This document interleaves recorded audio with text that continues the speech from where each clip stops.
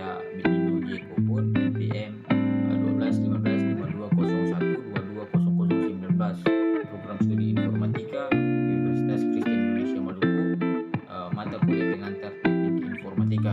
Nah, di sini saya akan membahas sedikit mengenai teknik informatika dari kalkulasi hingga komunikasi. Ada beberapa pembahasan yang harus saya bahas. Yang pertama yaitu pentingnya belajar teknik informatika. Teknologi informasi sangat penting dalam kehidupan. Teknologi informasi dapat meningkatkan kinerja serta memungkinkan semua kegiatan dapat diselesaikan dengan cepat, tepat, dan akurat. Kemudian pengertian dasar komputer. Nah, pengertian dasar komputer adalah serangkaian ataupun sekelompok mesin elektronik yang terdiri dari ribuan bahkan jutaan komponen yang saling kerja sama serta membentuk sebuah sistem yang kerjanya rapi dan teliti. Ada 3 sistem komputer yang tidak dapat dipisahkan, yaitu hardware atau perangkat keras, software atau perangkat lunak, dan brainware atau orang yang menjalankan komputer. Nah, kemudian komputer menurut para ahli, menurut Bismarck adalah satu alat elektronik yang mampu melakukan beberapa tugas, menerima input, memproses input sesuai dengan program, menyimpan perintah-perintah dari hasil pengolahan, menyediakan output dalam bentuk informasi. Kemudian masuk dalam hubungan komputer dan teknologi informasi. Teknologi informasi adalah gabungan antara teknologi komputer dengan telekomunikasi dan informasi. Nah, manfaat komputer terdiri dari beberapa bagian. Yang pertama di bidang pendidikan, di bidang industri, di bidang ilmu teknologi atau yang kota bilang sekarang yaitu iptek. Yang berikutnya di bidang pemerintahan, di bidang kedokteran, dan bidang transportasi.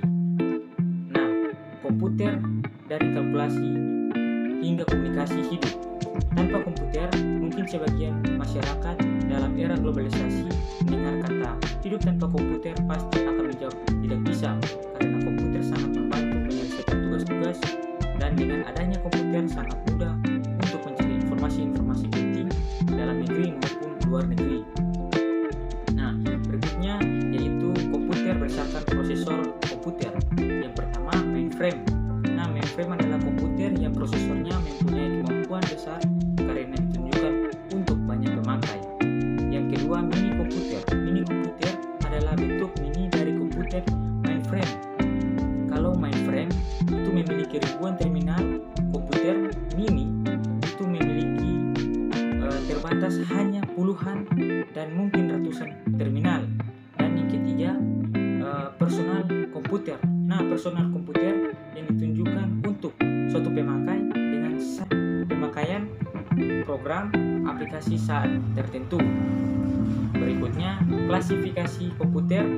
Nah, klasifikasi komputer terbagi menjadi 6, yaitu microcontroller. Atau microcontroller memiliki semua peralatan pokoknya sebagai sebuah komputer dalam suatu chip.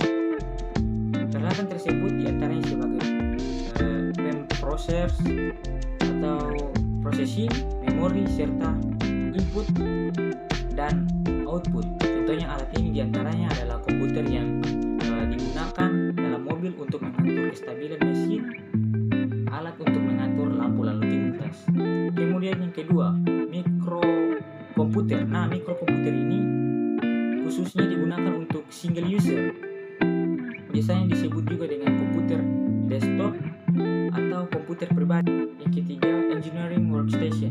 Komputer ini digunakan untuk menjalankan aplikasi yang dipakai oleh para ahli teknik dalam melakukan perhitungan dan penyelesaian pekerjaannya. Aplikasi yang digunakan lebih cenderung kepada software yang banyak melakukan berbagai perhitungan, baik secara 3 dimensi maupun secara matematika lainnya. Nah, yang keempat, mikrokomputer. Nah, mikrokomputer ini umumnya digunakan untuk banyak pemakaian atau multi user. Pada saat yang bersamaan, dan komputer akan membagi-bagi waktunya untuk untuk masing-masing pemakai. Yang kelima yaitu mainframe.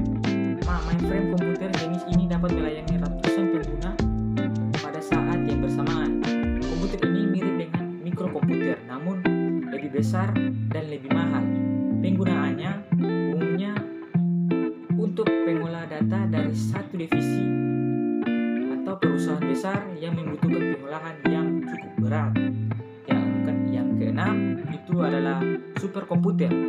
Superkomputer ini merupakan komputer yang powerful yang ada.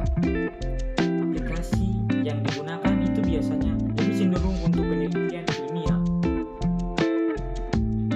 Hubungan komputer dengan teknologi informasi.